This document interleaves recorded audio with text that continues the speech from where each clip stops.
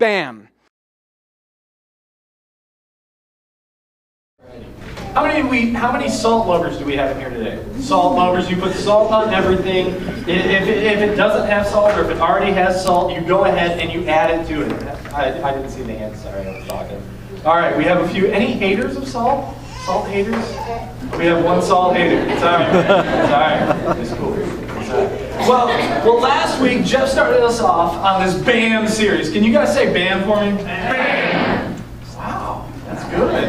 I want to hear that one more time. One more time. BAM! All right, that sounds great. Well, Jeff started us off with Emerald Lagasse, and we had a taste test last week, and I was loving the mashed potatoes. I figured I should have went and got the mashed potatoes first. Then I should have went to the chicken noodle and put that on there, and then get some bread to go alongside of it, and then the cookie. I was discombobulated, so I didn't go everywhere like that. But we had a taste test last week, and we had different items made with salt and without salt, and it was amazing. And we learned how we are the salt of the earth, and how Jesus said that. We actually are looking at a main text throughout this entire month in Matthew chapter 5, verse 13. It's up here on the screen. You can turn to it in your Bibles. And in Matthew chapter 5, 13, Jesus is saying here, he says, "You are the salt of the earth. But if the salt loses its saltiness, how can it be made salty again? It's no longer good for anything except to be thrown out and trampled underfoot." Trampled underfoot. Today, I'd like to give you one of the half of the closing statement of how I'm going to close out the service today. And the main message is to stay salty, my friend. Stay salty, my friends.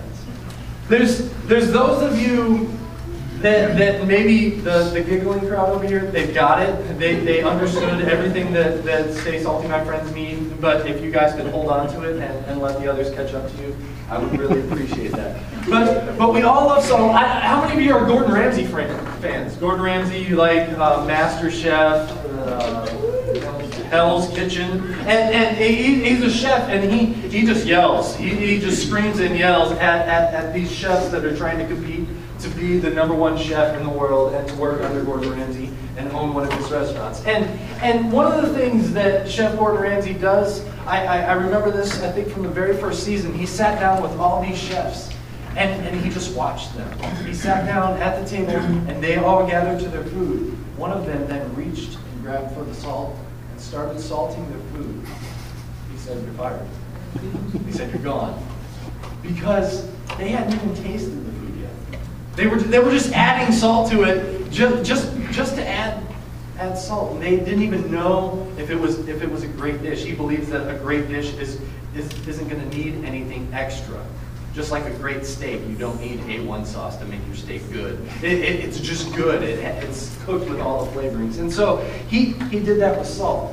And so as we look at this text, as we look at Jesus saying, "You are the salt of the earth," but if the salt loses its saltiness, that's kind of the section that I'm going to stay in today. Because if we are the salt of the earth, then we are the flavor that this earth needs. We are the flavor that this world needs. We are the flavor that our neighbor needs. We are the flavor that our co-workers needs and that our boss needs. If I were to make an infomercial, I'd be like, the amazing wonders of salt.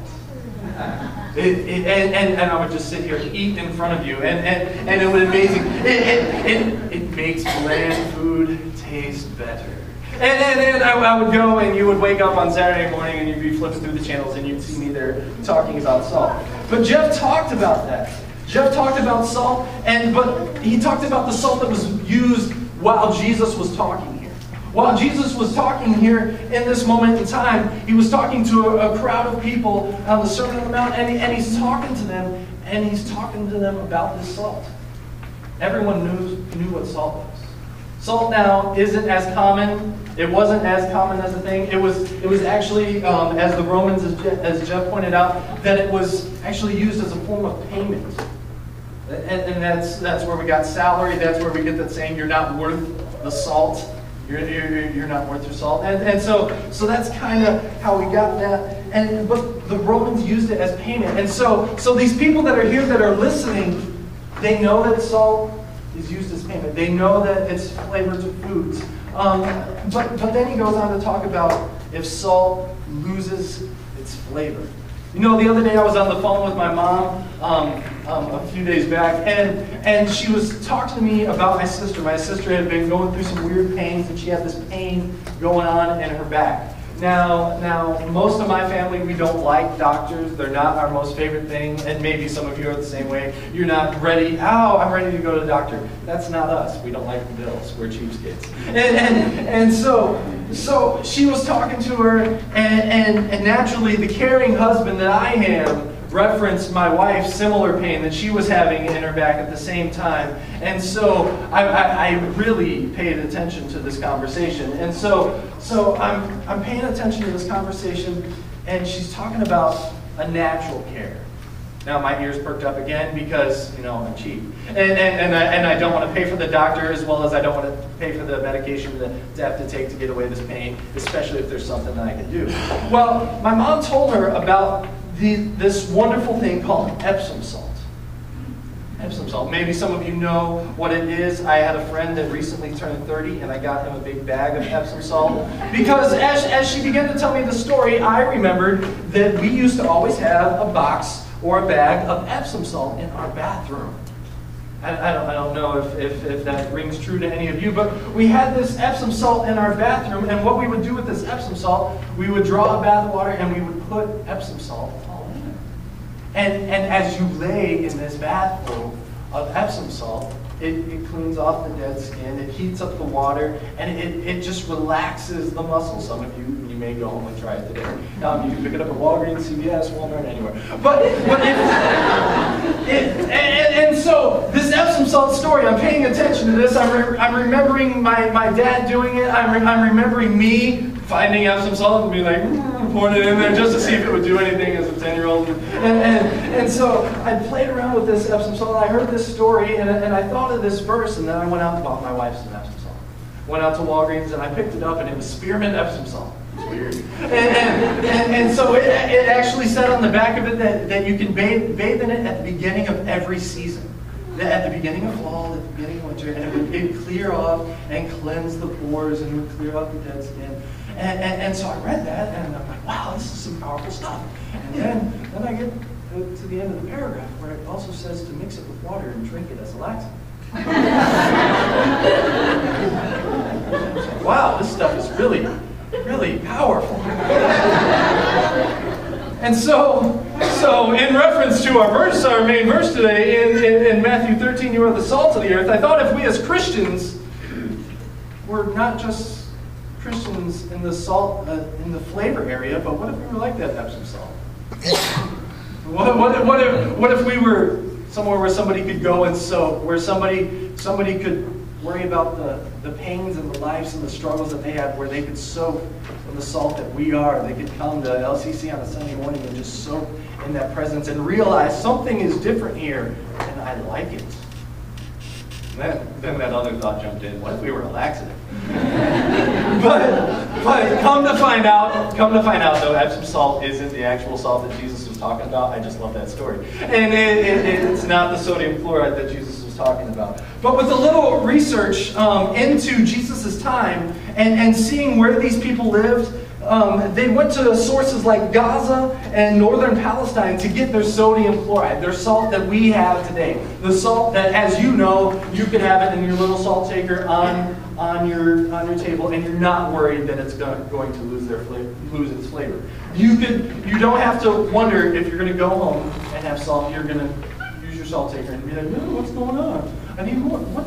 There's no flavor here. That's not going to happen. Sodium chloride doesn't lose its flavor. And so the people that were there that were listening to Jesus talk, they knew of sodium chloride. They knew it was more expensive. They knew where they could go and get it, and they knew it wouldn't lose their flavor. But there was another type of salt that was very common in that place because of where it was at. And this salt came from the Dead Sea. This sea is also known as the Sea of Salt. It's a salt lake. It's bordering the Jordan to the east of Israel, and the West Bank to the west. Its surface and its shores are 423 meters below sea level, the lowest elevation on the Earth's surface. The Dead Sea is 377 meters or 1,237 feet deep, and it's the deepest hypersaline lake in the world, with 33.7% salty. There's 33.7%. It's also one of the world's saltiest bodies of water. It is 8.6% times saltier than the ocean. So if you've ever swam in the ocean and you've ever wanted that, or if you've ever swam in a salt pool and you're like, this tastes like potato chips. I have, I love it. And the Dead Sea, 33.7% salty. There was salt that came from the Dead Sea that these people were accustomed to. It was a cheaper salt. It was a salt that was more readily available. It was something, the salt, if you've ever seen pictures of the Dead Sea, you can see salt on the banks, just encrusting the banks. Because what happens is the water comes up and it splashes and the tide rolls in, and then the sun begins to dry out the water and leave the salt. And so that's what happens at the Dead Sea. And they could go and they could just gather their salt. And so the salt that came from the Dead Sea, though, contained more than sodium chloride. It also contained gypsum, along with bromides, boron, and magnesium. Therefore, it could lose its saltiness. The blocks of salt that were formed could actually lose its saltiness. Because when it was left out, when it was exposed to the elements or on a very humid day, the humidity would draw the sodium chloride out of the salt block. And although it would still look like salt, although it was still shaped like salt, it was still the color, it would be the leftover elements. It would be the gypsum. It would be the bromides, it would be the boron and the magnesium. And so you would go and you would gather what you think would be salt. You'd throw it on your food, or you'd want it to preserve your meat, and it would do nothing. It probably tasted even worse. It probably, the bacteria would grow because the bacteria wasn't able to be zapped out with the power of sodium chloride. Like, what are you talking about, Billy? We're here, we're talking about Jesus saying you are the salt of the earth, and you're talking about this Dead Sea salt. Well, I'm trying to make the connection here with us and salt.